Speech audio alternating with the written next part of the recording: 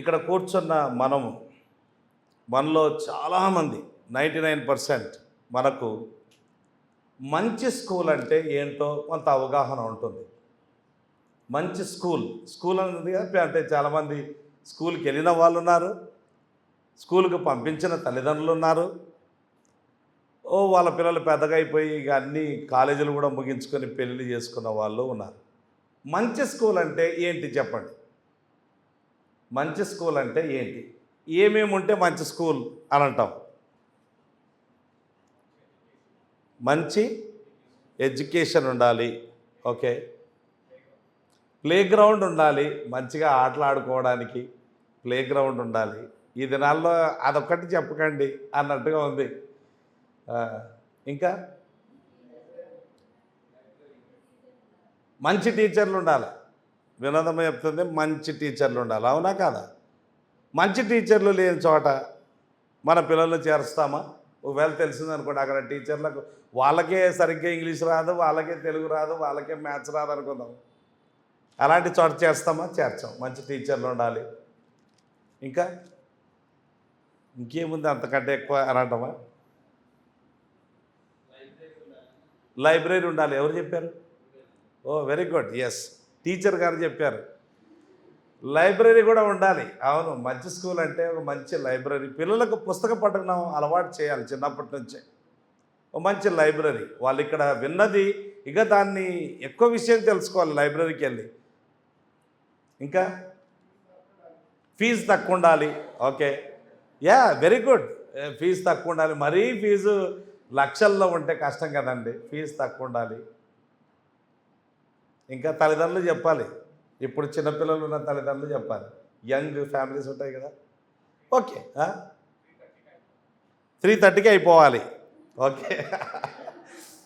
నాకైతే సోమవారం ఎన్నడూ ఇష్టపడలేదు నా జీవితంలో.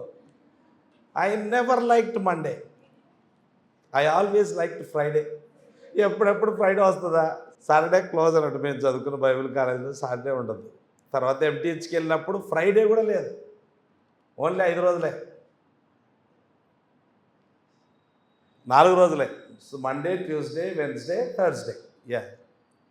ఫ్రైడే, సాటర్డే, సండే హాలిడే అనే ఊరికి గాలికి తిరిగేది అనుకునేది. అక్కడ కూర్చొని రాయలేక చావాల్సిందే, చాలా కష్టం. అలాగే మంచి స్కూల్ అంటే ఎలా ఉంటుందో మనం చెప్పుకున్నాం. మంచి పరిచర్య అంటే ఎలా ఉండాలి అన్న విషయం తెలుసుకోవాలి అని అంటే మనము కొలస్సై పత్రికలోనికి వెళ్ళాలి. మంచి పరిచర్య, మంచి సంఘ పరిచర్య అంటే ఎలా ఉంటుంది అనేది తెలుసుకోవాలంటే కొలస్సై పత్రిక 1వ అధ్యాయము 24 నుంచి 29 వరకు చదువుకొని మనము ధ్యానం చేసుకుందాం. ఇప్పుడు మీ కొరకు నేను అనుభవించుచున్న శ్రమల యందు సంతోషించుచు సంఘమును ఆయన శరీరము కొరకు క్రీస్తు పడిన పాటలలో కొదువైన వాటి యందు నా వంతు నా శరీరమందు సంపూర్ణము చేయుచున్నాను. దేవుని వాక్యమును అనగా యుగములలోనూ తరములలోనూ మరుగు చేయబడి ఉన్న మర్మమును సంపూర్ణముగా ప్రకటించుటకు మీ నిమిత్తము నాకు అప్పగింపబడిన దేవుని ఏర్పాటు ప్రకారము నేను ఆ సంఘమునకు పరిచారకుడనైతిని. అన్యజనులలో ఈ మర్మము యొక్క మహిమైశ్వర్యము ఎట్టిదో అది అనగా మీ యందున్న క్రీస్తు మహిమ నిరీక్షణ అయి ఉన్నాడను సంగతిని దేవుడు తన పరిశుద్ధులకు తెలియపరచగోరి ఇప్పుడు ఆ మర్మమును వారికి బయలుపరచను. ప్రతి మనుష్యుని క్రీస్తునందు సంపూర్ణునిగా చేసి ఆయన ఎదుట నిలువబెట్టవలనని సమస్త విధములైన జ్ఞానముతో మేము ప్రతి మనుషునికి బుద్ధి చెప్పుచు ప్రతి మనుషునికి బోధించుచు ఆయనను ప్రకటించుచున్నాము. అందు నిమిత్తము నాలో బలముగా కార్యసిద్ధి కలగజేయు ఆయన క్రియాశక్తిని బట్టి నేను పోరాడుచు ప్రయాసపడుచున్నాను. ఇక్కడ అపోస్తలుడైన పౌలు తన వ్యక్తిగత అనుభవాన్ని ఇక్కడ రాస్తూ ఉన్నాడు. తాను పరిచర్యలో ఎలా ప్రయాసపడ్డాడో, పరిచర్య ఎలా చేశాడో, పరిచర్య ఎలా చెయ్యాలో ఈ విషయాలు ఇక్కడ రాయడం జరిగింది. మనం ఇప్పటికే ఈ లేఖన భాగాన్ని దాదాపు 3 వారాలు ధ్యానం చేసుకున్నాం. ఈరోజు ప్రభుచిత్తమైతే దీన్ని ముగించబోతూ ఉన్నాం. దీనికి ఒక పేరు పెట్టుకోవచ్చు, మాదిరి పరిచర్య లేదా ఆదర్శవంతమైన పరిచర్య, మోడల్ మినిస్ట్రీ. క్రైస్తవ పరిచర్యలు రకరకాల కొత్త రీతులుగా వింతైన పనులు చేస్తూ ఉండడం మనం గమనిస్తూ ఉన్నాం. ఒక ఆయన మన మధ్యలో ఇలా పెట్టాడు, నోవహు భార్యను గురించి ఇది వరకు ఎన్నడూ విని ఎరుగని సంగతులు అని పెట్టాడు. నోవహు భార్య గురించి కని విని ఎరుగని సంగతులు ఎందుకు? ఏం చెప్తాడో మరి ఆయన నోవహు భార్య గురించి ఎన్నడూ ఎవరు చెప్పని విషయాలు చెప్పాలి. కొత్త విచిత్రమైన పనులు నేటి దినాన పరిచర్యలో జరుగుతూ ఉన్నాయి, క్రైస్తవ పరిచర్యలు. కానీ ఇక్కడ ఒక మాదిరికరమైన పరిచర్య మనకు కనబడుతూ ఉంది ఈ లేఖన భాగంలో. అందులో మనము ఏమి నేర్చుకున్నామంటే, పరిచర్య చేసే వ్యక్తి దేవుని పిలుపు కలిగి ఉండాలి అని నేర్చుకున్నాం. రెండవది, పరిచర్య శ్రమతో కూడినది, కష్టపడాలి. క్రైస్తవ పరిచర్య అనేది కష్టముతో కూడిన పరిచర్య.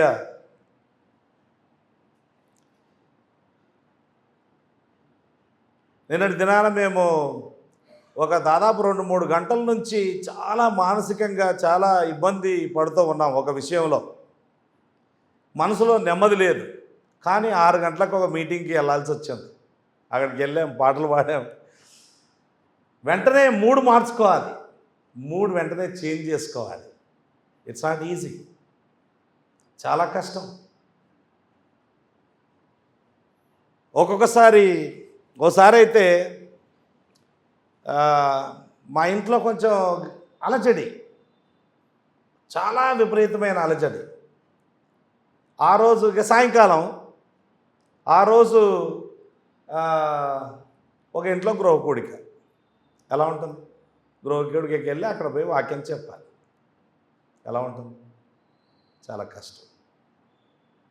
సంఘస్థులు అనొచ్చు, నేను రాలేను అని చెప్పొచ్చు. కానీ నేను అనలేను కదా, అలాగా నేను రాలేను అని చెప్పలేను. I have to go. అక్కడ పోయి వాక్యం చెప్పాలి. పరిచర్యకి వెళ్ళేటప్పుడే ఏదో ఒకటి జరుగుతుంది, అయినా ముందుకు సాగిపోవాలి. మధ్యరాత్రి లేవాలి. ఎప్పుడైనా అవైలబుల్గా ఉండాలి. చాలా శ్రమతో కూడిన విషయం. పైగా అందరికీ టార్గెట్ అయిపోవడం జరుగుతూ ఉంది. ఇంకా మన దేశంలో అంత శ్రమలు రాలేదు, కానీ ఏమైనా జరిగితే ఫస్ట్ టార్గెట్ ఎవరంటే ఈ చర్చ్ పాస్టర్ ఎవరు అని అడుగుతారు. So the target will be the pastor. ఆయన అంటూ ఉన్నాడు, యేసుప్రభుని చంపాలనుకున్నారు వాళ్ళు, ఇంకా కొట్టాలనుకుంటున్నారు, శ్రమ పెట్టాలనుకుంటున్నారు, ఆయన దొరకట్లేదు. మరి ఆయన అనుచరులు ఎవరు అని చూస్తే మేము కనపడ్డాం. ఆయన కోసం మేము శ్రమలు అనుభవించాల్సి వచ్చింది. పరిచర్య అంటే చాలా సుఖంగా ఉండేది అని అనుకుంటున్నారు. నేటి దినాన పరిచర్యలో చాలా శ్రమలు ఉంటాయి, చాలా కష్టాలు ఉంటాయి. అంత మాత్రమే కాదు, మనం నేర్చుకున్నది ఏంటంటే, ఇలా ఉన్నప్పటికీ కూడా ఎప్పుడు ఏడ్చుకుంటూ పరిచర్య చేయకూడదు, సంతోషంగా చేయాలి. The spirit of ministry is Joy. ఎందుకు అనంటే, నార్మల్గా సంతోషం లేకుండా ఏడుపు కొట్టుమకంతో పరిచర్య చేయడానికి గల కారణం ఏంటంటే, ఐ డిజర్వ్ సంథింగ్ అని అనుకోవడం. Pastor, I deserve this. You don't deserve anything. దేవుని కృపను బట్టి దేవుడు నీకు పరిచర్యను గ్రహించాడు. ఇదెంత గొప్ప భాగ్యము, ఇదెంత గొప్ప భాగ్యం. ఇందులో చాలా గొప్ప భాగ్యం ఉంది అనేది ఎన్నడూ మర్చిపోకూడదు. కనుక సంతోషంగా పరిచర్య చేయాలి. పరిచర్యలో ప్రధానమైన ఏంటి అంటే, టెక్స్ట్ పుస్తకం ఏంటి, పాఠ్యపుస్తకం ఏంటంటే వాక్యం, బైబిలే. ఇదే ప్రకటించాలి. లేదు, ప్రజలు ఇలా ఆరోగ్యకరమైన బోధకు చెవినివ్వడం లేదండి, వాళ్ళు కల్పనా కథలు కావాలంటున్నారు కాబట్టి నేను కల్పనా కథల వైపు తిరుగుతానంటే కూడదు. అది సరైన పరిచర్య కాదు. Preach the word in season and out of season. ఇందులోనే శక్తి ఉంది. మనం చాలా మాట్లాడుకున్నాం దాని గురించి. ఇదే చెప్పాలి, ఇందులోనే శక్తి ఉంది.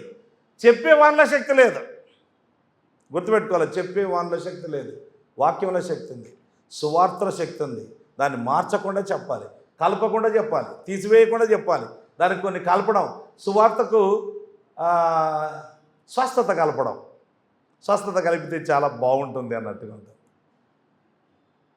నేను ఒక వాట్సాప్ స్టేటస్ పెట్టా. మైకేల్ హోటన్ అనే ఒక గొప్ప థియోలోజియన్ ఉన్నాడు, ఆయన చెప్పిన మాటలు స్టేటస్గా పెట్టా. అందులో ఏంటంటే, God loves you, that's the best, nobody has any problem with that, you know that. ప్రపంచంలోనికి వెళ్ళి ఇప్పుడు ప్రస్తుతం డాక్టర్ బిల్లీ గ్రేహం గారి కొడుకు డాక్టర్ ఫ్రాంక్లిన్ గ్రేహం ప్రపంచవ్యాప్తంగా తిరుగుతూ ఉన్నాడు. ఆయన పర్యటన పేరేంటో తెలుసా? God loves you. Nobody has any problem with that. దాంతో ఏం పెద్ద ప్రాబ్లం లేదండి. దేవుడు మిమ్మల్ని ప్రేమిస్తున్నాడంటే అందరూ ఇష్టపడతారు. కానీ దేవుడు పరిశుద్ధుడు, మీరు పాపులు, మీరు దేవునికి శత్రువులు అని ఆ మాట అనగానే ఇక వెంటనే ఇట్లా రీకాయిల్ అయిపోతారు మనుషులు. నీ పాపం విషయమై నీవు పశ్చాత్తాపడాలి, you must repent of your sin అనగానే నోబడీ లైక్స్ దట్. ఆ పదాలు వినడమే ఇష్టం లేదు. అసలు మనం చాలా మంచోళ్ళం అని చెబితే అందరికీ బాగుంటుంది. గాడ్ లవ్స్ యూ అంటే yes of course he should love me అనుకుంటారంట ప్రపంచంలో. ఇంకేంటి మరి నన్ను ప్రేమించకుండా ఏం చేద్దాం అనుకున్నాడు దేవుడు? ప్రేమించాల్సిందే, నేను చాలా మంచోడిని అని అనుకుంటారంట లోకంలో. బైబిల్ అలా లేదు. God loves you, yes God so loved the world ఉంది, but that's only half truth. సగం సత్యం అది. సగం సత్యం మోర్ డేంజరస్, తెలుసా మీకు? సగం సత్యం మోర్ డేంజరస్. పూర్తి సత్యం చెప్పాలి ఎప్పుడు కూడా. యేసు ప్రభు సిలువలో నీ కొరకు శాపగ్రాహి అయ్యాడు. నీవు దుర్మార్గుడవు, నేను దుర్మార్గుడను, మనము శాపగ్రస్తులము. మన కోసం ఆయన శాపగ్రాహి అయ్యాడు, మన కోసం ఆయన చనిపోయాడు. ఆయనే పరలోకానికి ఏకైక మార్గం అంటే నోబడీ లైక్స్ ఇట్. దేవుని కృప ఉన్న వాళ్ళు తప్ప మిగతా వాళ్ళందరికీ ఇది అసహ్యంగా కనిపిస్తుంది, అయిష్టంగా అనిపిస్తుంది. Nobody likes it. కానీ అందులోనే శక్తి ఉంది. Preach the word. ఈ వాక్యంలోనే శక్తి ఉంది. నేను బాగా నమ్మేది, I'm convinced beyond any shadow of doubt. నాలో ఏమి శక్తి లేదు, కానీ ఈ వాక్యంలో ఉంది. కనుక ఆదివారం వెంబడి ఆదివారం ఇక్కడికి వచ్చి నేను నిలబడి వాక్యం చెప్తున్నానంటే నాకున్న ఒకే ఒక ధైర్యం ఏంటంటే, ఈ వాక్యము ఎన్నడో ఒక రోజు, నేడో రేపో మనల్ని మారుస్తుంది అనే నమ్మకం.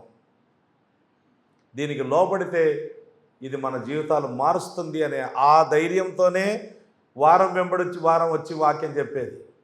ఎంత చెప్తున్నప్పటికీ కూడా ఇంకా కాళ్ళ కింద చుక్కలు పెడుతున్నారు, బొట్టు ఏమంటారు, కాటుక, చెవులకు వెనుక కాటుక పెడుతున్నారు కనపడకుండా.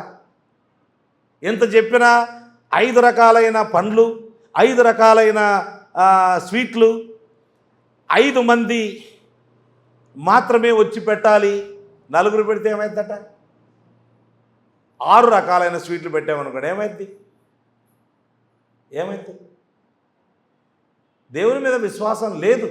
ఈ బొట్టు మీద, చుక్క మీద ఉందండి. కాలు కింద పెట్టే, చెవి వెనుక పెట్టే, ఈ బుగ్గ కింద పెట్టే, ఈ చుక్క మీద ఉంది నమ్మకం.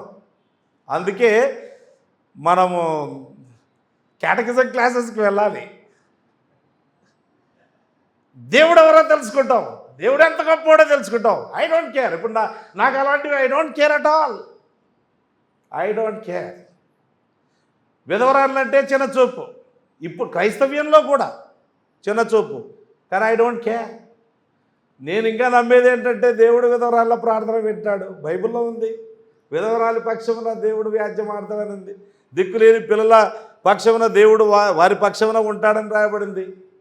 అది మనం వాక్యం బుర్రకి ఎక్కలేదు, ఇంకా సంపూర్ణంగా ఎక్కలేదు. ఎక్కడో ఒక చోట ఇంకా ఎన్నైనా చెప్పండి, ఇవి అట్లే ఉండిపోతాయి. పెళ్ళిళ్ళల్లో పిల్లలు పుట్టినప్పుడు అయినా మరిగా ఓసారి నేను ఉత్సాహం వస్తుంది, ఏంటి వీళ్ళు బాగుపడట్లేదు అనిపిస్తుంటుంది. కానీ మళ్ళీ ఆదివారం వచ్చి చెప్తున్నామంటే ధైర్యం ఏంటో తెలుసా? God's word will change. దేవుని వాక్యం మారుస్తుంది. నేను చూస్తున్నా, మారుస్తుంది. మన జీవితాల్లో మార్పు కలుగుతుంది. కొద్ది కొద్దిగానైనా కలుగుతుంది. ఇదే లేకపోయింటే ఈ వేళకు మనం ఎంత భ్రష్టులమై ఉండేవాళ్ళమో, ఎంత లోకంలో కలిసిపోయి ఉండేవాళ్ళమో. కనుక పరిచర్య, మాదిరికరమైన పరిచర్యలో ప్రాముఖ్యమైనది బైబిల్. ఇదే చెప్పాలి. సైకాలజీ అవి ఇవి సోది అవసరం లేదు. అవి అంత ఆకర్షణీయంగా ఉన్న అవసరం లేదు. Only God's word, it will change. అందుకే లోకస్తులు నమ్ముతున్నారండి ఆ విషయం, మనం నమ్మట్లేదు సరిగ్గా. అవునా కదా? పత్రిక ఇస్తే భయపడుతున్నారు బయట వాళ్ళు, అవునా కదా? ఎందుకు భయపడుతున్నారు? వేరే పత్రికలు తీసుకుంటారు కదా, మన పత్రిక ఎందుకు భయపడుతున్నారు? క్రిస్టియన్ పత్రికకి ఎందుకు భయపడుతున్నారు అంటే, అది చదివితే బాగుంటాడు, వీడు ఏదో మారిపోతాడు, వీళ్ళు మతంలో కలుస్తాడని, ఏదో వాళ్ళ భాష అది, వీళ్ళు మతంలో కలుస్తాడు అని అనుకుంటారు. ఎంత భయమో చూడండి ప్రపంచానికి. ప్రపంచంలో 5% క్రైస్తవులే పనిచేస్తున్నారట. 100కి 5% మాత్రమే. ఈ 5%కే ప్రపంచం తట్టుకోలేకపోతుంది. ఇక అది 20% అయినారనుకోండి, తట్టుకోలేరు మనుషులు. అందుకే బైబిల్ను వేరొళ్ళకి ఇవ్వాలి, గిఫ్ట్లు ఇవ్వాలి. బైబిల్, మంచి బైబిల్ బోధించే పుస్తకాలను గిఫ్ట్లు ఇవ్వాలి వేరొళ్ళకు. ఎందుకంటే అది వాళ్ళ హృదయాల్లో పనిచేస్తుంది. దేవుని వాక్యం పనిచేస్తుంది. It is God's word that will change. చరిత్రలో రుజువైన సంగతి ఏంటంటే, దేవుని వాక్యం కాకుండా పక్కల అటు ఇటు వెళ్ళిపోయిన వాళ్ళు ఇప్పుడు బాగా లేరు. ఒకప్పుడు బాగా ఆకర్షణీయంగా ఉంటుంది కొంతకాలం, అది ఆ తర్వాత రియాలిటీలోకి రాగానే చెడిపోతారు. 5వది, మాదిరి పరిచర్యలో సెంటర్ ఎవరు అని అంటే యేసుప్రభువే. మన జీవితాలు అన్నీ యేసుప్రభు చుట్టే తిరగాలి. అంతా ఆయనే. అందుకే యేసుప్రభు యొక్క ఔన్నత్యాన్ని తెలియజేసే పుస్తకాల కొరకు చూస్తుంటా నేను. The excellencies of Christ. యేసుప్రభుని గురించి అంత వివరించినా వినాలనిపిస్తూ ఉంది. నాకు దొరకట్లేదు వాస్తవానికి. పాత పుస్తకాలు చదువుతూ ఉంటా, అందులో ఎంత మంచిగా అనిపిస్తుంటుందో యేసుప్రభు యొక్క ఔన్నత్యాన్ని. నేను చదివిన దాంట్లో చాలా విషయం మీకు చెప్పలేకపోతున్నా వాస్తవానికి. నా అంతటి నేను ఎంజాయ్ చేసుకుంటా, కానీ మీకు చెప్పలేకపోతున్నా. అది కొద్ది మాత్రమే బయటకు వస్తుంది. మనం ఏమై ఉన్నామో, ఏమి కాబోతున్నామో అదంతా యేసుప్రభు వల్లనే. ఆయన ద్వారానే తప్ప ఎవడునూ తండ్రి యొద్దకు రాడు. ఆకాశము క్రింద భూమి మీద ఇవ్వబడిన ఈ నామమున తప్ప మరి ఏ నామమున రక్షణ కలగదు. క్రీస్తే మహిమ నిరీక్షణ అయి ఉన్నాడు. మన జీవితం, మనం క్రిస్టియన్స్ అంటే ఫాలోవర్స్ ఆఫ్ క్రైస్ట్, క్రీస్తే ప్రధానం, క్రీస్తు సెంటర్. మన జీవితంలో, మన సంఘంలో ఏ పరిచర్యలోనైనా క్రీస్తుకు మహిమ కలగడం లేదు అని అంటే అది మంచి పరిచర్య కాదని అర్థం, అది మంచి సంఘం కాదని అర్థం. క్రీస్తును గురించి నీవేమనుకుంటూ ఉన్నావు? బైబిల్ భాషలో చెప్పాలంటే, వాట్ థింక్ యీ of Christ, what do you think of Christ? క్రీస్తుని గురించి మీకేమి తోచుచున్నది? చాలామందికి క్రీస్తు ఒక దేవదూతలాగా కనబడుతూ ఉన్నాడు. ఈరోజు మన తెలుగు రాష్ట్రాల్లో మంచి గొప్ప సేవకులుగా పరిగణించబడుతున్న చాలామంది యేసు ప్రభువు దేవుడని నమ్మడం లేదు.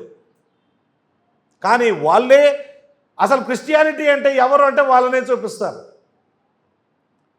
ఆరోగ్యకరమైన నిజంగా యేసు ప్రభు ఎవరు అనేది, ఆయన దేవుడు, మానవుడు, ఆయన నిజమైన దేవుడు, నిజమైన మానవుడు, ట్రూలీ గాడ్, ట్రూలీ మ్యాన్ అని నమ్మే వాళ్ళను ఈ లోకం ప్రొజెక్ట్ చేయడం లేదు. క్రైస్తవ్యంలో కూడా వాళ్ళకు పెద్దపీట లేదు. But you must, Christ is the centre of the real ministry. ఈరోజు మనం 6వ దాంట్లోకి వెళ్దాం. మాదిరికరమైన పరిచర్య యొక్క ఉద్దేశం ఏంటి? ఎంటర్టైన్మెంటా ఉద్దేశం? ఇక్కడ వాక్యం చెప్పేది సంఘస్థుల ఎంటర్టైన్మెంట్ కొరకు కాదు. మేమేమి ఎంటర్టైన్మెంట్ చేయగలుగుతామండి? ఎంత చేయగలుగుతాం? టీవీలో లెక్కలేనంత ఎంటర్టైన్మెంట్ ఉంది మీకు. అందులో మీలో చాలామందికి హిందీ కూడా ఉంది కనుక తెలుగులో జోకులు చూడొచ్చు, హిందీలో చూడొచ్చు, ఇంగ్లీష్లో చూడొచ్చు. ఎంత ఎంటర్టైన్మెంట్ కావాల్సి అంత ఎంటర్టైన్మెంట్ ఉంది. ఎంటర్టైన్మెంట్ ఎక్కువై కూడా ఆత్మహత్య చేసుకొని చచ్చిపోతున్నట్ట మనుషులు. ఎక్కువైపోయి కూడా సంతోషం ఎక్కువై ఆనందం చచ్చిపోతున్నట్ట తెలుసా మీకు? నేను నిన్ననే చూసా. సంతోషం ఎక్కువై ప్రపంచంలో టాప్ హ్యాపీయెస్ట్ కంట్రీస్లో ప్రతి 1000 మందిలో 4 ఆత్మహత్య చేసుకొని చచ్చిపోతున్నారు. 40 మంది ఆత్మహత్య చేసుకొని చచ్చిపోతున్నారట హ్యాపీయెస్ట్ కంట్రీస్లో. ఆ హ్యాపీనెస్ను కంటిన్యూ చేయడం కోసమని కంగారు పడుతూ అదొక టెన్షన్, అదొక ఒత్తిడి. పరిచర్య ఉద్దేశం ఏంటి ఇక్కడ వ్రాయబడింది క్లియర్గా. పరిచర్య ఉద్దేశం 28వ వచనం, ప్రతి మనుషుని క్రీస్తునందు సంపూర్ణునిగా చేసి, అది పరిచర్య ఉద్దేశం. The purpose of the model ministry is to bring maturity in every believer. ఇక్కడ ప్రతి మనుష్యుని అనే మాట మనం గమనించాలి. ప్రతి మనుష్యునికి 3 సార్లు చూడండి 28వ వచనంలో, ప్రతి మనుష్యుని క్రీస్తునందు సంపూర్ణంగా చేసి ఆయన ఎదుట నిలవబెట్టవలనని సమస్త విధములైన జ్ఞానముతో మేము ప్రతి మనుష్యునికి బుద్ధి చెప్పుతూ ప్రతి మనుష్యునికి బోధించుతూ ఆయనను ప్రకటించుచున్నాము. ప్రతి మనుషుడు. ఆ దినాల్లో ఈ మాటలు వ్రాయబడినప్పుడు కొలసై పట్టణములో ఉన్న ఫిలాసఫీ ఏంటంటే, వాళ్ళ నమ్మకాలు ఏంటంటే, కొంతమంది మాత్రమే ఈ స్థాయికి వస్తారు, మిగతా వారు రారు. Only few people, selected people, వాళ్ళు మాత్రమే రక్షణ పొందగలుగుతారు. అందరికీ రక్షణ అందుబాటులో లేదు. కొంతమంది మాత్రమే వారు ఇదిగో దేవునికి దగ్గర అవుతారు. ఇక మిగతా వాళ్ళు కాలేరు. ఎంత ప్రయత్నం చేసినా అది వారి వశం కాదు. ఇది సామాన్యుల వశం కాదు. ఇది కేవలము జ్ఞానవంతులకు మాత్రమే ఇది లభిస్తుంది అని చెబితే అపోస్తలుడైన పౌలు అంటాడు, చదువున్నా చదువు లేకపోయినా, ఈ లోకములో పెద్ద జ్ఞానమున్నా జ్ఞానము లేకపోయినా, పేరు ప్రతిష్టలున్నా లేకపోయినా, స్త్రీ అయినా పురుషుడైనా, పెద్ద కులస్తులైనా తక్కువ కులస్తులైనా, అంటే మన దేశంలో అలాంటి వ్యవస్థ కూడా ఉంది కదా, అది కూడా భ్రష్టు వ్యవస్థనే, అది కూడా మారాలి.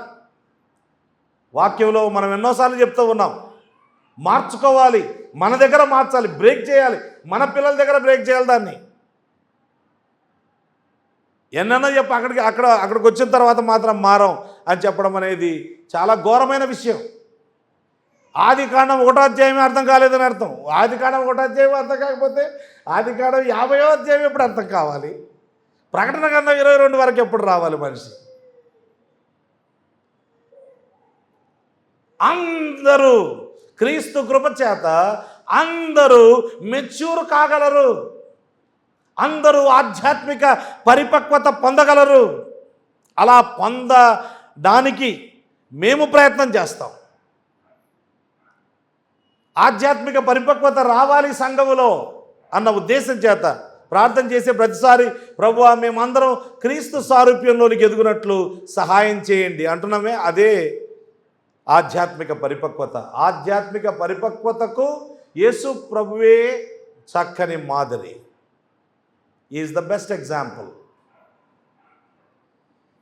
కనుక పరిచర్య ఉద్దేశం ఏంటంటే ప్రతి మనిషిని మెచ్యూర్ చేయడం, ఆధ్యాత్మిక పరిపక్వతలోనికి నడిపించడం. ఎఫెసీ పత్రిక 4వ అధ్యాయము 11, 12, 13 వచనాల్లో భావన ఏంటంటే, అక్కడ ఉండే మాటల యొక్క భావన ఏంటంటే, దేవుడు సంఘములో పాస్టర్లను ఎందుకు ఇచ్చాడంటే వాళ్ళు వాక్యం చెబుతారు. అలా వాక్యం చెప్పి సంఘస్థులను సంసిద్ధులుగా తయారు చేస్తారు. They will equip them for every work, every good work. ఆ విధంగా వాక్యం చెప్పడం ద్వారా వాళ్ళను ఎక్విప్ చేయడం జరుగుతూ ఉంది. వారు పరిచర్య ధర్మం జరిగిస్తారు. ఇలాగూ రెగ్యులర్గా కొనసాగితే వారు మెచ్యూర్ అవుతారు, క్రీస్తు వలె వారు మార్చబడతారు. ఏ సిద్ధాంతం పడితే ఆ సిద్ధాంతం, ఏ బోధ పడితే ఆ బోధ నమ్మరు. ఏది మంచిదో ఏది చెడ్డదో తెలుసుకుంటారు.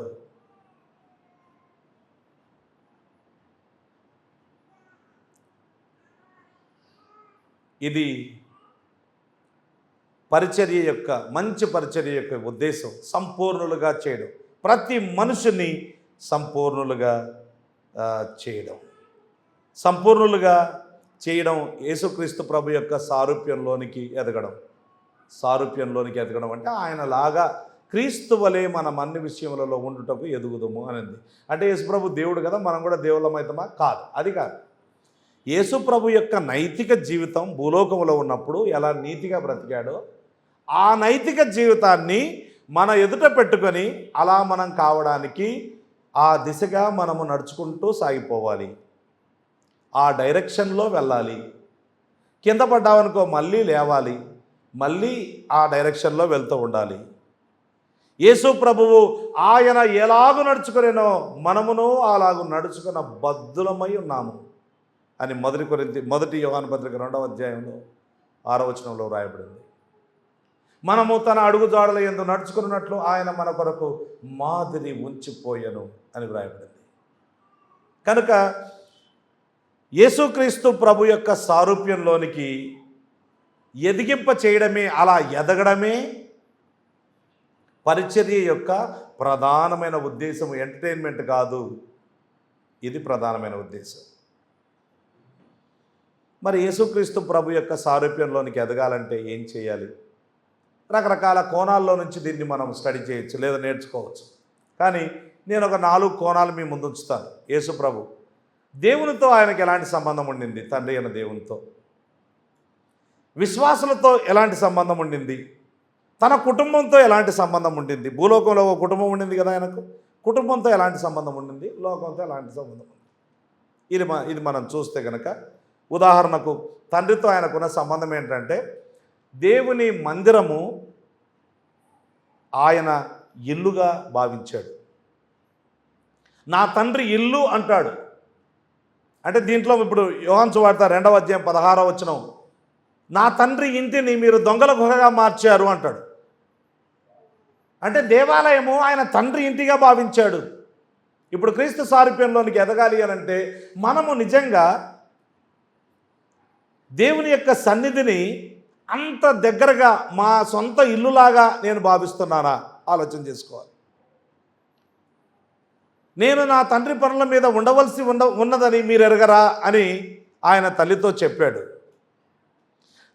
అంటే తండ్రి అయిన దేవుని యొక్క పని నెరవేర్చడమే ఆయన ప్రధానమైన ఉద్దేశం, ఆయన జీవిత విధానం, ఆయన పని.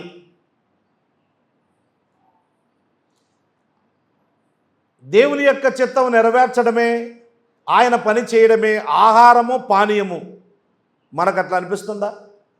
క్రీస్తు సారూప్యంలోనికి ఎదగడం అంటే అట్లాంటి మనసును మనం కూడా కలిగి ఉండడం. తండ్రి చిత్తం నెరవేర్చడమే ప్రధానమైన పనిగా పెట్టుకున్నాడు. యోహాను సువార్త 6:38లో నిజంగా దేవుని చిత్తం నెరవేర్చడమే ప్రధానం అని అనుకుంటున్నామో మనం.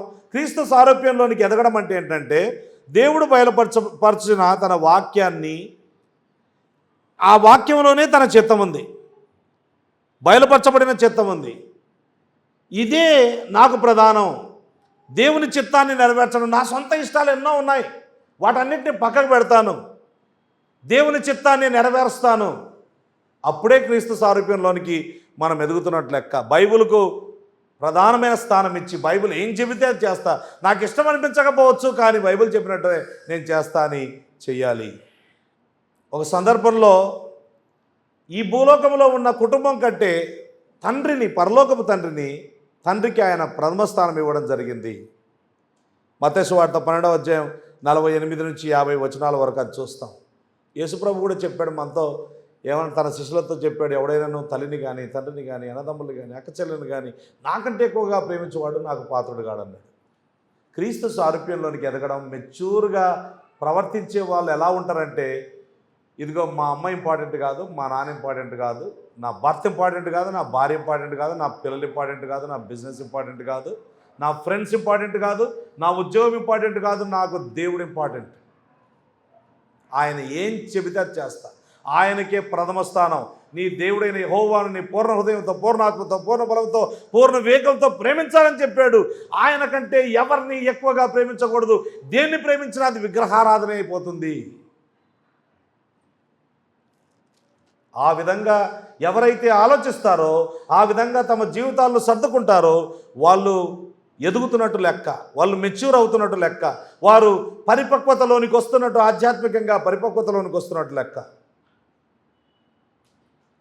తండ్రికి విధేయత చూపించాడు. ఎంతవరకు విధేయత చూపించాడు అంటే ప్రాణం పెట్టినంతగా విధేయత చూపించాడు. ఫిలిప్పీ పత్రిక 2వ అధ్యాయం 6-7 వచనాల్లో అక్కడ మరణము పొందినంతగా, అనగా శిలువ మరణము పొందినంతగా విధేయత చూపిన వాడై తన్ను తాను తగ్గించుకొనెను అనుంది. అంటే అది తండ్రి చిత్తమైతే అంత కష్టమైన, ప్రాణం పెట్టడమైన అది తండ్రి చిత్తం అయితే నేను ప్రాణం పెట్టడానికైనా సిద్ధం అని చెప్పడమే క్రీస్తు సారూప్యంలోనికి ఎదగడం. ఊరికే యేసు ప్రభువును ఏమంటారు, మంచి ఆరోగ్యం కోసమో లేకపోతే ఆ వినోదం కోసమో ఆనందం కోసమో యేసు ప్రభువును వెంబడించడం అంటే అది అసలు ఎదుగుదల లేని, ఎక్కడో మరుగుజ్జుగా ఉన్న వ్యక్తులు అని అర్థం. ఒకవేళ యేసు ప్రభువుని నమ్ముకుని అంటే ఇంకా మరుగుజ్జులై ఎదగడం లేదు అని అర్థం. కనుక in relation to God Jesus Christ was this and much more than this. తన ఫ్యామిలీ గురించి ఆలోచన చేద్దాం. లూకా సువార్త 2:51లో తన తల్లిదండ్రులకు విధేయుడై ఉండెను అని రాయబడింది. ప్రతి ఏమంటారు పిల్లలందరూ కూడా నేను యేసు ప్రభువుని నమ్ముకున్నాను అని చెబితే ఫస్ట్ థింగ్ నీ కుటుంబము విషయంలో నీవు చూపించాల్సిన నీ మెచ్యూరిటీ ఎక్కడ కనపడుతుంది అంటే నీ తల్లిదండ్రులకు విధేయత చూపించడంలో మెచ్యూరిటీ కనపడుతుంది. మీ తల్లిదండ్రులు పాపం చేయమని చెప్పారనుకోండి, అప్పుడు విధేయత చూపించకూడదు. ఎవరికి అబ్సల్యూట్ అథారిటీ లేదు, అంటే పరిపూర్ణమైన అధికారం దేవునికి మాత్రమే ఉంది. సంఘ నాయకులకు కూడా అధికారం ఉంది, కానీ పరిపూర్ణమైన అధికారం లేదు. ఇవ్వబడిన అధికారం ఉంది. తల్లిదండ్రులకు అధికారం ఉంది, కానీ పరిపూర్ణమైన అధికారం లేదు. ఇవ్వబడిన అధికారం ఉంది. పై ఆఫీసర్ చెప్పినట్టుగా కాకుండా ఇష్టమైనట్టుగా కిందోటి ప్రవర్తించడానికి వీల్లేదు. ఆయన ఎట్లా చెప్తే అట్లా ప్రవర్తించాలి. కనుక తల్లిదండ్రులు కూడా పిల్లలను అబద్ధం చెప్పమని, పాపం చేయమని, రాంగ్ రూట్లో వెళ్ళమని అలాంటివి నేర్పిస్తే తల్లిదండ్రులను కూడా లెక్క చేయకూడదు. నార్మల్గా తల్లిదండ్రులు అలా చెప్పకపోవచ్చు, ముఖ్యంగా క్రిస్టియన్ పేరెంట్స్ అలా చేయకపోవచ్చు. కనుక జనరల్ వాతావరణంలో యేసు ప్రభు తన తల్లిదండ్రులకు విధేయుడై ఉన్నాడు. మనం కూడా విధేయత చూపించాలి. నీ తల్లిదండ్రులకు నీకంటే ఎక్కువగా తెలియకపోవచ్చు. యేసు ప్రభు కంటే ఎక్కువగా మరియకి తెలుసా, యోసేపుకి తెలుసా? తెలియదు. 12 ఏళ్ల వయసులో ఆయన జ్ఞానాన్ని చూసి ఆశ్చర్యపడిపోయారు ప్రజలు. 12 ఏళ్ల వయసులో అయినప్పటికీ కూడా ఆయన తల్లికి తక్కువ తెలిసినప్పటికీ ఆయన లోబడినట్టుగా ఉంది. కనుక నీకేం తెలుసు అని విర్రవీగి మాట్లాడడం కానీ, తల్లిదండ్రులను సన్మానించకుండా, గౌరవించకుండా ఇష్టపడినట్టుగా మాట్లాడడం కానీ చేయకూడదు. అది క్రీస్తు సారూప్యం కాదు, అది ఎదుగుదల కాదు. అంత మాత్రమే కాదు, he cared for his mother. తన తల్లి విషయమై శ్రద్ధ తీసుకున్నాడు. ఆయన సిలువలో చనిపోతూ కూడా తన కజిన్కి అప్పచెప్పిపోయాడు. ఆయన యోహానుకు అప్పచెప్పిపోయాడు ఆమె బాధ్యతలన్నీ కూడా. కనుక ముఖ్యంగా వృద్ధాప్యంలో ఉన్న తల్లులను, తండ్రులను మంచిగా చూసుకోవాలి, వాళ్ళను మరవకూడదు. ఒకవేళ వాళ్ళు అత్తలు మామలైతే అత్తలు మామలు కూడా మంచిగా చూసుకోవాలి. వాళ్ళు నీ భర్త యొక్క తల్లిదండ్రులు. కేర్ ఫర్ యువర్ పీపుల్, అది మెచ్యూరిటీ. యేసుప్రభు ఈ లోకంలో ఉన్నప్పుడు అలాగే చేశాడు కదా. అంత మాత్రమే కాదు, యేసుప్రభుకు అవిశ్వాసులైన సహోదరులు ఉన్నారు. మన ఇంట్లో కూడా కొంతమంది నమ్ముకోవచ్చు, కొంతమంది నమ్ముకోకపోవచ్చు. ఆ అవిశ్వాసులైన సహోదరులు యేసుప్రభువును హేళన చేస్తున్నారు. యోహాను సువార్తలో 7వ అధ్యాయంలో రాయబడింది 3వ వచనం నుంచి. నువ్వు ఇతరుల చేత అంగీకరించబడాలంటే యెరూషలేముకి వెళ్ళొచ్చు కదా, ఏంటి ఇక్కడ ఎందుకు ఉండాలి అని అలాగా. ఓసారి అయితే ఆయనకు పిచ్చి పుట్టిందని, ఆయనకు మత్తి చెల్లించి ఉంది అని ఆయనను పట్టుకుని పోయి నేను మార్కు సువార్త 3వ అధ్యాయంలో రాయబడింది. అంటే అట్లే అనిపిస్తుంది. అవిశ్వాసులైన వారికి విశ్వాసులను చూస్తే పిచ్చోళ్ళలాగా అనిపిస్తుంది. వీళ్ళకు మెంటలు వచ్చింది, అందులో ఇంకా కొంచెం తీవ్రత ఉంది అనుకో. ప్రభు కోసం బాగా ప్రార్థన చేస్తున్నావు, మా ఓడికి ఏదో తేడా వచ్చింది, గంట సేపులు మోకాల అవసరమా అంత భక్తి? ఈ వయసులో భక్తి అవసరమా? ఇప్పుడు తినాలి, తాగాలి, ఇష్టపడినట్టుగా బతకాలి, డాన్స్ వేయాలి, ఇట్లాంటి భావన ఉంటుంది. అలా కాకుండా ప్రార్థన చేస్తూ వాక్యం చదువుతూ ఎవరితో కొట్లాడకుండా మంచిగా మాట్లాడుతూ ఇలా ఉంటే అవిశ్వాసమైన వారికి చాలా అభ్యంతరకరంగా ఉంటుంది అలాంటి ప్రవర్తన. అందరికి కాకపోవచ్చు, బట్ లాట్ ఆఫ్ పీపుల్ ముఖ్యంగా దేవుని దగ్గరికి రాగానే చాలా అభ్యంతరకరంగా ఉంటుంది. యేసుప్రభు ఏం చేశాడా అలాంటి సందర్భంలో? He was patient with them. ఓపిక పట్టాడు, అంతే. ఓపిక పట్టాడు వాళ్ళతో.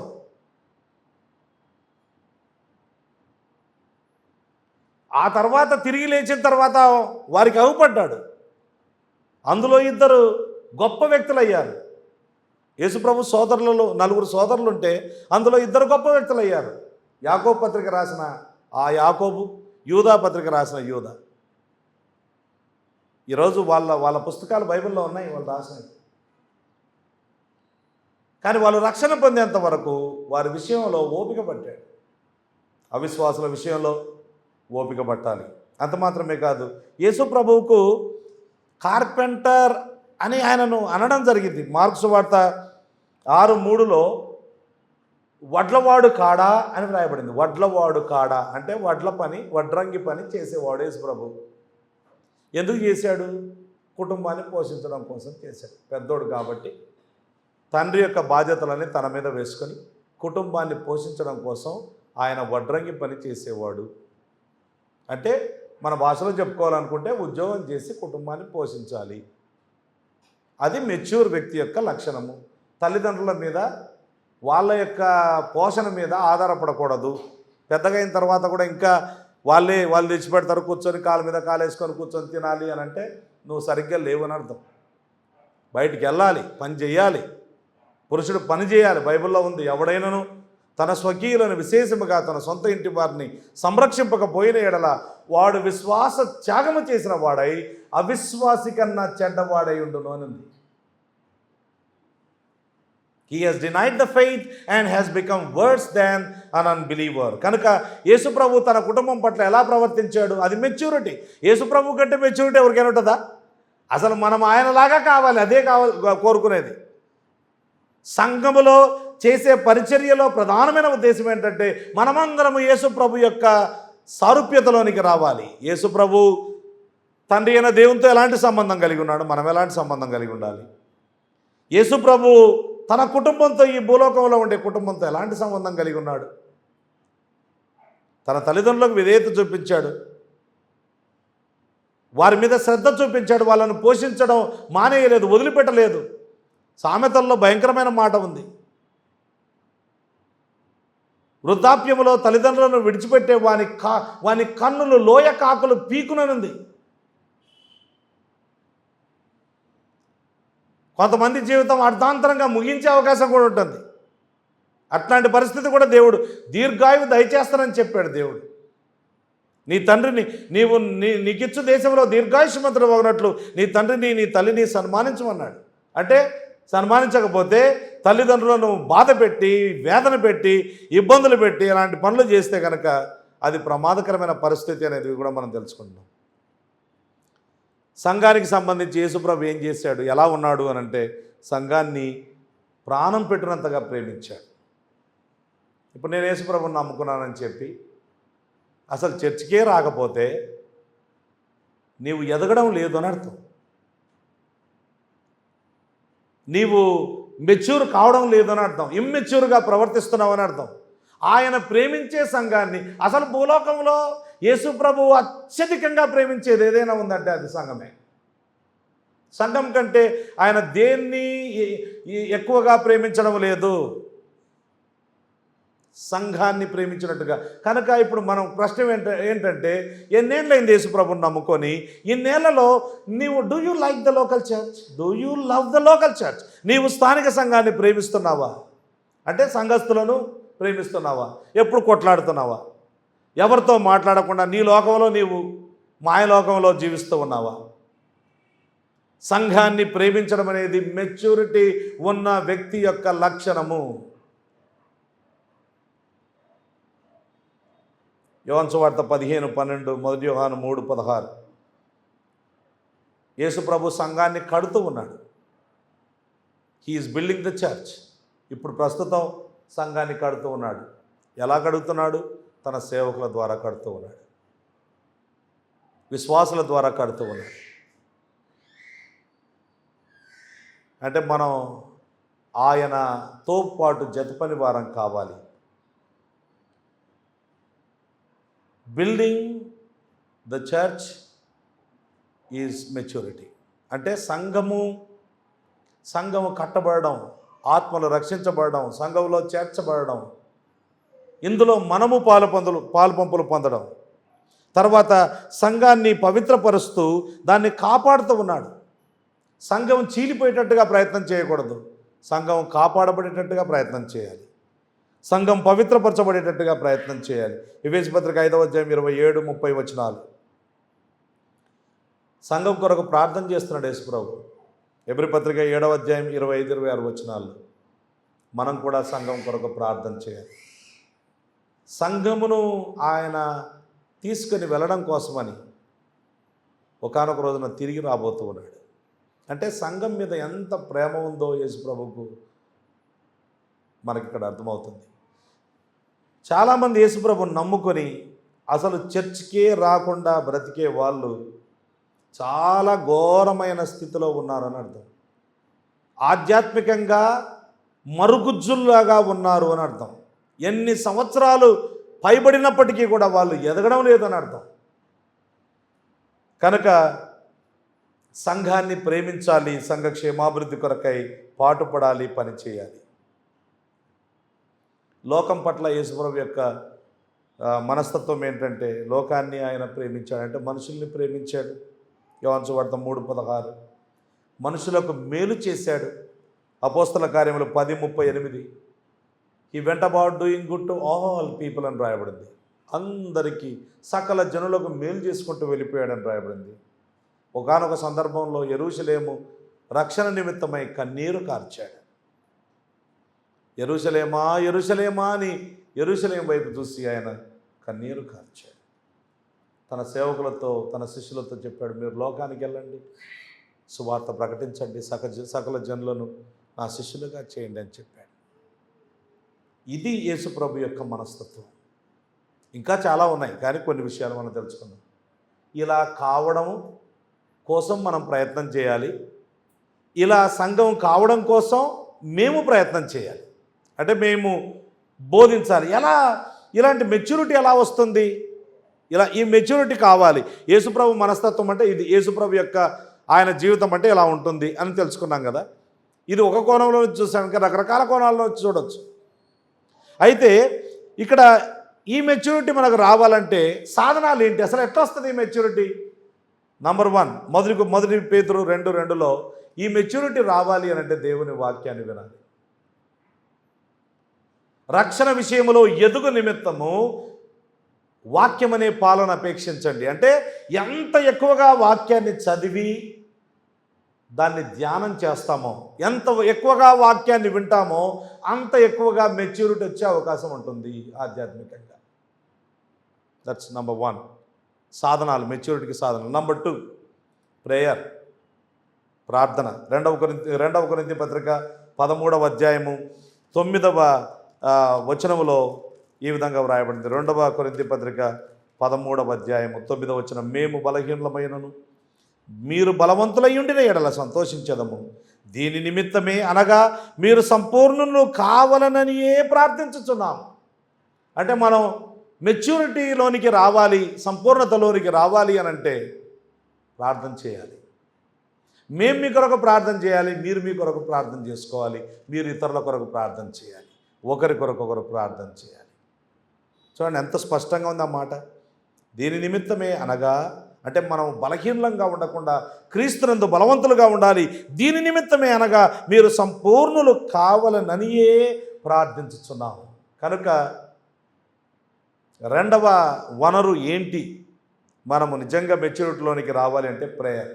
మూడవది, మనం మెచ్యూరిటీలోనికి రావాలంటే మంచి మాదిరిని పెట్టుకొని వాళ్ళని వెంబడించాలి. భక్తుల జీవితాలు, అందుకే భక్తుల జీవిత చరిత్ర చదవడం కానీ వినడం కానీ చేయాలి. అప్పుడేమైందంటే నేను కూడా ఇలా కావాలి అనే మనసు వస్తుంది. బైబిల్లో ఉండే భక్తులు ఎలా మంచిగా బ్రతికారో వాళ్ళ జీవిత చరిత్ర అపోస్తలుడైన పౌలు అంటాడు, నేను క్రీస్తును పోలి నడుచుకున్న ప్రకారము మీరునూ నన్ను పోలి నడుచుకోండి. ఆయన క్రీస్తును పోలి నడుచుకున్నాడు.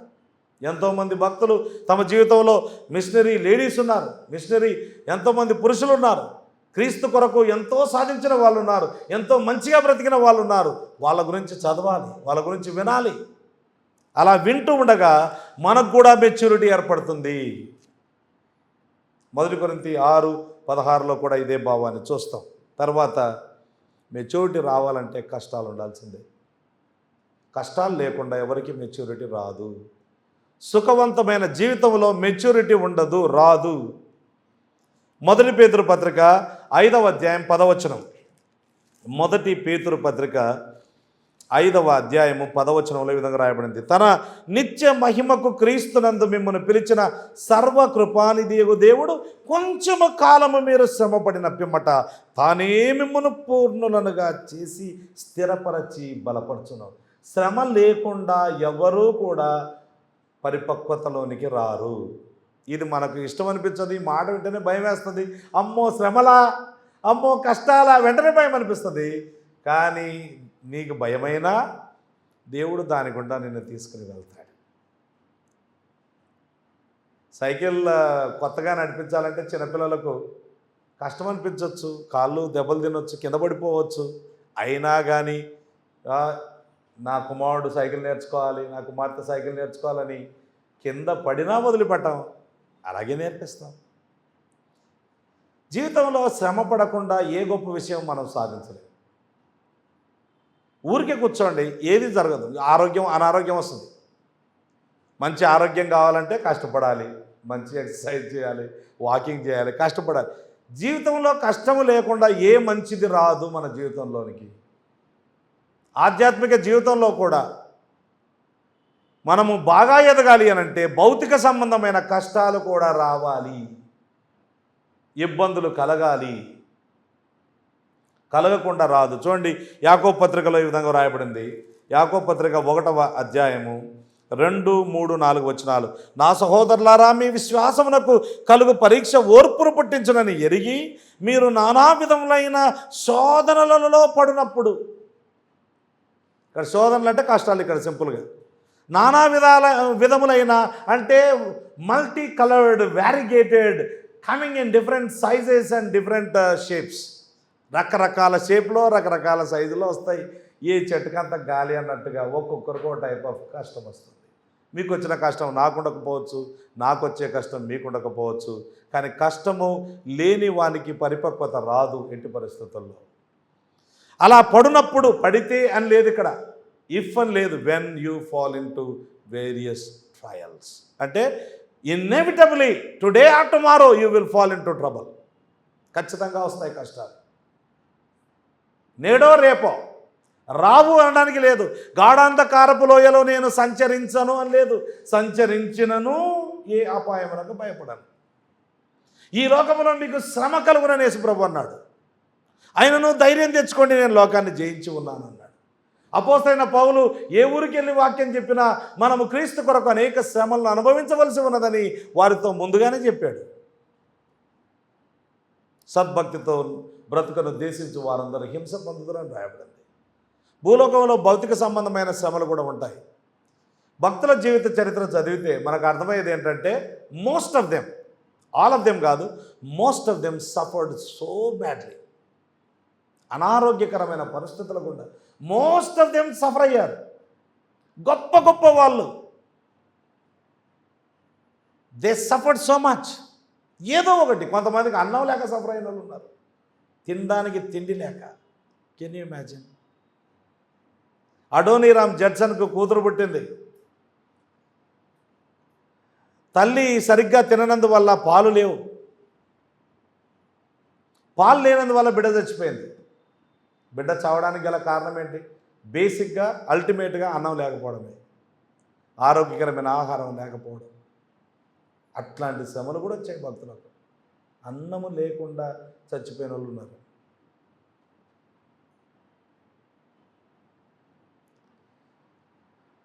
కొంతమందికి ప్రభుత్వం నుండి శ్రమలు వచ్చాయి, కొంతమందికి సంఘంలో నుండి శ్రమలు వచ్చాయి, సంఘస్థుల్లో నుండి శ్రమలు వచ్చాయి, కొంతమందికి అనారోగ్య సమస్యలు. ప్రపంచంలో గొప్ప దైవజనుడిని చెప్పుకునే స్పర్జన్, ఆయనకు గౌట్ అనే వ్యాధి ఉండేదట, గౌట్. ఆ వ్యాధి గురించి ఆయన రాస్తూ వాళ్ళ స్నేహితుడికి రాస్తూ ఇలా చెప్పాడు, నా వ్యాధి, నా బాధ నీకు ఎక్స్ప్లెయిన్ చేయాలనుకుంటున్నా. ఆయన మాట విపరీతమైన మాటలు వచ్చాయి ఆయనకు, అసలు ఈజ్ ఫుల్ ఆఫ్ వర్డ్స్. కానీ ఆయన ఏం రాశాడంటే, ఎట్లా ఎక్స్ప్లెయిన్ చేయాలనో అర్థం కావట్లేదు నా బాధ నీకు అంటూ, అనుక్షణం మిడునాగు కరిస్తే, నాగుపాము కరిస్తే ఎంత బాధ ఉంటుందో అంతకంటే ఎక్కువ బాధ అనుభవిస్తున్నాను నేను అన్నాడు. Can you imagine a person ప్రతిరోజు అలాంటి బాధ. కొన్నిసార్లు ఆయన ఆ బాధ తట్టుకోలేక సముద్ర తీరములో కొంత ఆ సముద్రపు గాలి పీల్చుకోవడం వల్ల, అలా ఉండడం వల్ల కొంత ఆరోగ్యం వచ్చేదట. కనుక సంవత్సరానికి ఆయన కొంతకాలము మెడిటేరియన్ సీ దగ్గరికి వెళ్ళి, మధ్యధరా సముద్రం దగ్గరికి వెళ్ళి అక్కడ కొంతకాలం గడిపేవాడంట ఆరోగ్యం కోసం. కడుపు ఉబ్బేది, విపరీతంగా కడుపు ఉబ్బేది, ఏంటో అర్థం కాదు ఆ దినాల్లో.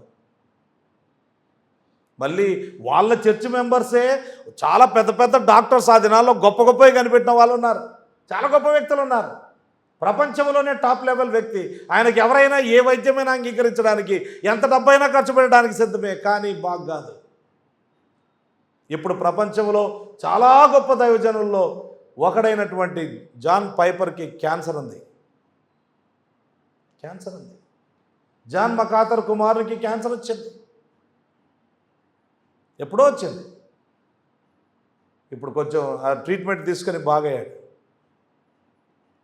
ఇలా చాలా చాలా రకాలైన హింసల గుండా, బాధల గుండా, అనారోగ్యాల గుండా వెళ్తూ ఉంటారు. సిహెచ్ స్పర్జన్ గారు అన్నారు, నేను మంచం మీద అనారోగ్యంతో పడుకున్నప్పుడు దేవుడు నాకు నేర్పిన పాఠాలు చాలా గొప్పవి.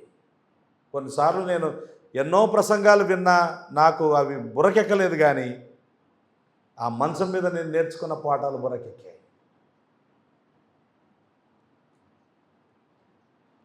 కష్టాలు లేని వానికి క్యారెక్టర్ లేదని ఒక గొప్ప గ్రీక్ ఫిలాసఫర్ చెప్పాడు, అవుట్ సైడర్. కష్టాలు లేని వానికి క్యారెక్టర్ ఉండదట. క్యారెక్టర్ కష్టాల్లోనే, కష్టాల కొలిమిలోనే బయటకు వస్తుంది. కనుక ఒక వ్యక్తికి మెచ్యూరిటీ రావాలంటే దేవుడు ఆ వ్యక్తి జీవితంలో కష్టాలను అనుమతిస్తాడు, బాధలను అనుభవిస్తాడు, ఎడబాటును అనుభవిస్తాడు, అనుమతిస్తాడు వాళ్ళ జీవితంలో. రకరకాలవి ఇలాంటివి, ఎవరికి ఎంత ఉండాలనో అంత మనకు తెలియదు. కానీ మనము సహించగలిగిన దానికంటే ఎక్కువగా ఆయన మనల్ని ఎన్నడూ శోధింపబడనీయడు అనే వాగ్దానం కూడా మనకుంది.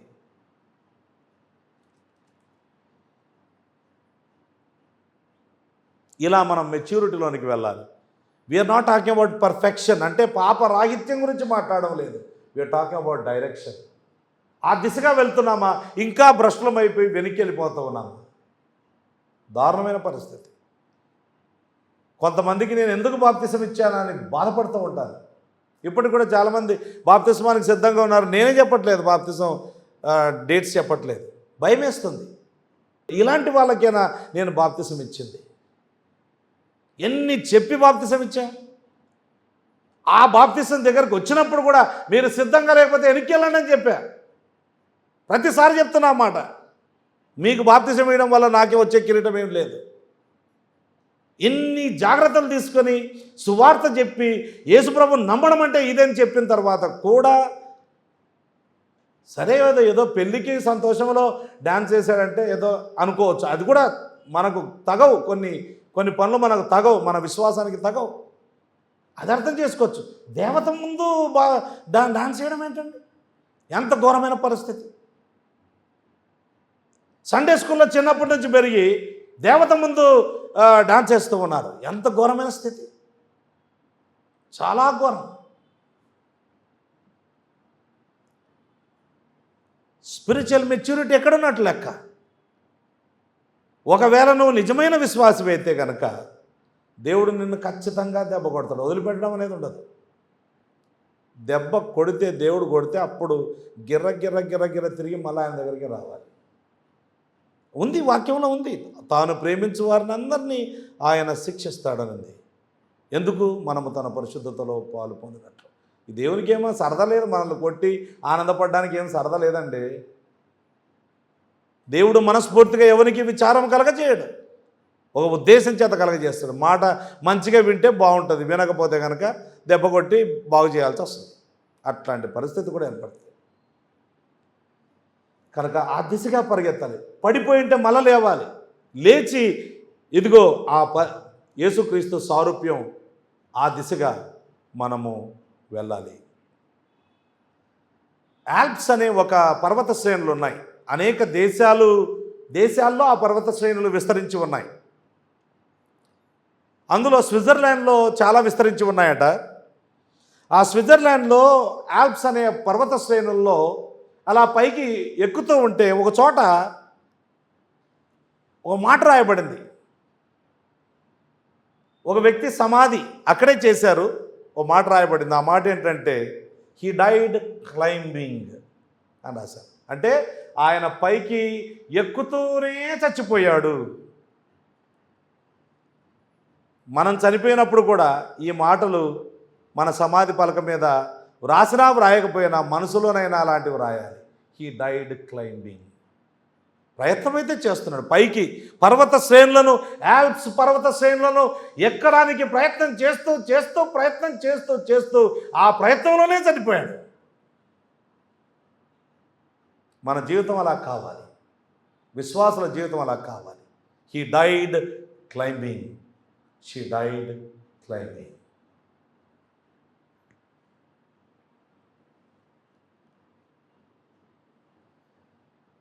రెండు మాటలు చెప్పుకొని ముగించుకుందాం. 7వ పాయింట్ ఏంటంటే పరిచర్య విధానం ఏంటి, ఎట్లాగా వాళ్ళు ఈ పని ఎలా చేస్తున్నారు అని అంటే ఈ విధంగా వ్రాయబడింది. జ్ఞానంతో చేస్తున్నారట. జ్ఞానంతో చేయడం అంటే ఏంటి? ఇక చూడండి 20 కొలస్సై పత్రిక 1వ అధ్యాయము 28వ వచనం. జ్ఞానముతో మేము ఈ పని చేస్తున్నాం. పరిచర్య జ్ఞానముతో చేయడం అంటే ఏంటి అని అంటే పరిశుద్ధమైన జీవితాన్ని జీవించడానికి వాక్యములో ఉండే సూత్రాలు ఏంటి తెలుసుకొని అప్లై చేసుకుంటూ పోవడం. అంటే ఇదిగో పరిశుద్ధమైన జీవితం జీవించాలంటే, దేవునికి ఇష్టమైన జీవితం జీవించాలంటే ఇవి సూత్రాలు అని చెప్పేవాడికి తెలియాలి. ఆ తెలుసుకొని ఆ సూత్రాలను వాళ్లకు అన్వయింప చేయడం. అలా అవి కూడా ఎలా చేస్తున్నారంటే ప్రతి మనుషునికి బుద్ధి చెబుతున్నారట. ఇది నెగటివ్ స్టేట్మెంట్. ఇది బుద్ధి చెప్పడం అంటే తప్పు జరిగిపోయింది, పాపం జరిగిపోతూ ఉంటే ఆ వ్యక్తిని పాపంలో నుండి బయటికి రమ్మని ఎంకరేజ్ చేస్తూ, బయటకు వస్తే నీ జీవితం బాగవుతుంది, బయటికి రాకపోతే దేవుని శిక్షకు లోనవుతావు. ఇప్పుడు నేను ఇంతకుముందు చెప్పిన మాట అదే. బుద్ధి చెప్పడం అంటే అదే. దేవుని మాట వింటే బాగవుతావు, వినకపోతే ఇంకా నేను అట్లే వెళ్తాను, మారు మనసు పొందితే మీ జీవితం బాగవుతుంది. పొందను అని ససేమిరా ఒప్పుకోకుండా ఉంటే ఖచ్చితంగా శిక్షిస్తాడు. ఇదే బుద్ధి చెప్పడం అంటే. ఈ పని మేము కంటిన్యూస్గా చేసుకుంటూ వెళ్ళాలి. మేము చెప్పకపోతే ఎవరు చెప్పాలి? మరి చెప్పే పని మాకు ఇచ్చాడు, మేమే చెప్పాలి. బుద్ధి చెప్పడం అంత మాత్రమే కాదు, పాజిటివ్గా బోధించాలి. పాజిటివ్ స్టేట్మెంట్ అంటే ఇంపార్టింగ్ పాజిటివ్ ట్రూత్, సత్యం నేర్పించడం అన్నట్టు. ఇదిగో ఇది క్రైస్తవ జీవితం అంటే ఇలా చేసుకుంటూ వెళ్ళాలి మనం, ఇది దేవుడు ఇది కోరుకుంటూ ఉన్నాడు మన దగ్గర నుంచి అని పాజిటివ్గా చెప్పడం, దీన్ని ప్రకటించడం, అఫీషియల్గా అన్అఫీషియల్గా దీన్ని ఎల్లప్పుడూ చెప్పుకుంటూ వెళ్ళడమే. ఇది పరిచర్య విధానం. మంచి పరిచర్య విధానం ఇది. ఎన్ని చేసిన నేను మన మధ్యలో ఓ చోటికి వెళ్ళా, ఒక మీటింగ్కి వెళ్తే ఓ పాస్టర్ గారు అంటున్నాడు, ఈ పాస్టర్ గారు భయంకరమైన తాగుబోతును కూడా అక్కడ ప్రార్థన చేపిస్తాడట. పలాని బ్రదర్ వచ్చి విపరీతమైన తాగుబోతు అందరికీ తెలుసు, కానీ ఆయనకు ప్రార్థన ఇస్తాడు. ఎందుకంటే ఆయనకు మెప్పు కోసం. అట్లాంటి పని చేసే బదులు మినిస్ట్రీ వదిలిపెట్టిపోయి మామూలు పని చేసుకోవడం బెటర్ కదా. తప్పు చేసేవాడిని గద్దించాలి, బుద్ధి చెప్పాలి. అది పరిచర్య విధానం. పాజిటివ్ సత్యాలు నేర్పించాలి. ఇది ఇలా చేస్తే మన జీవితం చాలా బాగవుతుంది అని చెప్పుకుంటూ వెళ్ళాలి. అంతేగాని ప్రజలను మెప్పించడం కోసం ఎలాగంటే అలాగ చేయకూడదు. చివరిగా పరిచర్య యొక్క శక్తి ఎక్కడి నుంచి వస్తుంది ఇంత శక్తి అని అంటే సొంత శక్తి కాదు, దేవుడు బలం అనుగ్రహిస్తాడు.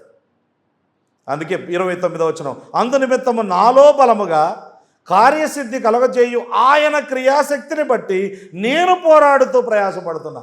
నేనే పోరాడేది, నేనే ప్రయాసపడేది, కానీ ఈ పోరాడడానికి ప్రయాసపడడానికి దేవుడు శక్తిని ప్రసాదిస్తూ ఉన్నాడు. కనుక మనము ఇప్పుడు నేనైనా దేవుని సేవకులైనా మీరైనా సండే స్కూల్ టీచర్లు కావచ్చు, లేదా ఇంకా మనకందరికీ ఎన్నో పనులు ఉంటాయి సంఘంలో. చేసేది మీరే, కానీ శక్తినిచ్చేది దేవుడు. అర్థమవుతుందండి? చేసేది మనమే, శక్తినిచ్చేది దేవుడు. చూడండి, ఇక్కడ 2 మాటలు ఉన్నాయి. పోరాడాలి, ఇక్కడ యాగోనిజోమాయ్ అనే పదం వాడారు. యాగని అంటే కష్టపడడం. ఒక అథ్లీట్ అంటే ఒక జట్టి అయిన వాడు, ఒక రన్నర్ ఉన్నాడు అనుకోండి, ఆయన ఎంత పోరాడతాడు, ఎంత కష్టపడతాడు. అట్లా కష్టపడుతున్నాను అంటున్నాడు, ప్రయాసపడుతున్నాను అంటున్నాడు. ప్రయాసపడడం అంటే చెమటోడ్చి అలసిపోయి అలా పడిపోయేంతగా పనిచేయాలి. ఎన్నడూ కూడా మేము అంటే సేవకులమైన మేము కానీ మీరు కానీ ఇలా చేసుకుంటూ పోతే దేవుని యొక్క శక్తి మనలో సార్థకమవుతుంది. అంటే ఆయన మీద ఆధారపడి ఎంత ప్రయాసపడాలి. చెమటోడ్చి అలసిపోయామా మనం దేవుని కోసం? అలసిపోయేంతగా పనిచేయడం, ఇదంతా కూడా ఆయన ఇచ్చే శక్తితో చేయాలి. అపోస్తలుడైన పౌలు అన్నాడు, అపోస్తలులందరికంటే నేను ఎక్కువగా ప్రయాసపడ్డాను, ఆయనను ప్రయాసపడింది నేను కాదు, నా యందున్న దేవుని కృప అని. దేవుడు శక్తినిస్తాడు. నన్ను బలపరచు క్రీస్తునందు నేను సమస్తమును చేయగలను. 8 విషయాలు మనము ఈ లేఖన భాగంలో చూసే మాదిరికరమైన పరిచర్య. మనం పర్ఫెక్ట్ అని చెప్పడం లేదు, ఆ దిశగా మనం వెళ్తున్నాం. అది నేను చెప్పేది, ఆ దిశగా వెళ్తున్నాం. తప్పిపోతే మరలా వాక్యం చదివి మరలా దారికి రావాలి, తప్పిపోతే మరలా వాక్యం విని మరలా దారికి రావాలి, అంతే. ఆ దిశగా ప్రయత్నం చేస్తూ ఉన్నాం. మాదిరి పరిచర్య అంటే అందులో ఉండాల్సిన 8 లక్షణాలు. మొదటిది దేవుని పిలుపు ఉండాలి, రెండవది శ్రమలు అనుభవించాలి, మూడవది సంతోషంగా పనిచేయాలి, నాలుగవది వాక్యాన్ని ప్రకటించాలి, ఐదవది క్రీస్తును కేంద్రంగా చేసుకొని క్రీస్తు ప్రభువునే మహిమపరుచుకుంటూ వెళ్ళాలి, ఆరవది ప్రతి వ్యక్తిని మెచ్యూర్ చేయడానికి ప్రయత్నం చేయాలి, పరిపక్వతలోనికి తీసుకొని రావడానికి మనము ప్రయత్నం చేయాలి. అది పరిచర్య ఉద్దేశం. పరిచర్య విధానం ఏంటంటే జ్ఞానముతో ఈ బుద్ధి చెప్పాలి. అంటే తప్పు చేస్తున్నావు జాగ్రత్త, ఇలాగే కొనసాగితే దేవుడు శిక్షిస్తాడు, నువ్వు మారు మనసు పొందు అని బుద్ధి చెప్పాలి. అంత మాత్రమే కాదు, ఇదిగో ఇది మంచి మార్గము. సామెతల గ్రంథంలో ముందుగానే చెప్పాడు, అసలు తప్పిపోకుండా ఉండడం కోసమని పిల్లలకు ముందే చెప్పాడు. ఇట్లా ఉంటే మీరు తప్పిపోరు, ఇట్లా ఉంటే మీ జీవితం బాగా అయింది. పాజిటివ్ ట్రూత్ చెప్పుకుంటూ వెళ్ళాలి. అది ఎల్లప్పుడూ అఫీషియల్గా అన్అఫీషియల్గా ఏ సందర్భంలోనైనా ప్రకటిస్తూ వెళ్ళాలి. అసలు ఈ పరిచర్య ఎలా చేయాలి అని అంటే చాలా పోరాటంతో చేయాలి, ప్రయాసతో చేయాలి, చెమటోడ్చి అలసిపోయేంతగా మనము ప్రభు కోసం పని చేయాలి. అయితే ఆ పని మనం అలా చేస్తూ ఉంటే దేవుడు ఎంటర్ అయ్యి దేవుడు తన శక్తిని మనలో ప్రసాదించి మనము దేవుని శక్తిని అనుభవించేటట్టుగా దేవుడు చేస్తాడు, మనల్ని బలపరుస్తాడు. ఆయనకే మహిమ చెందుతుంది.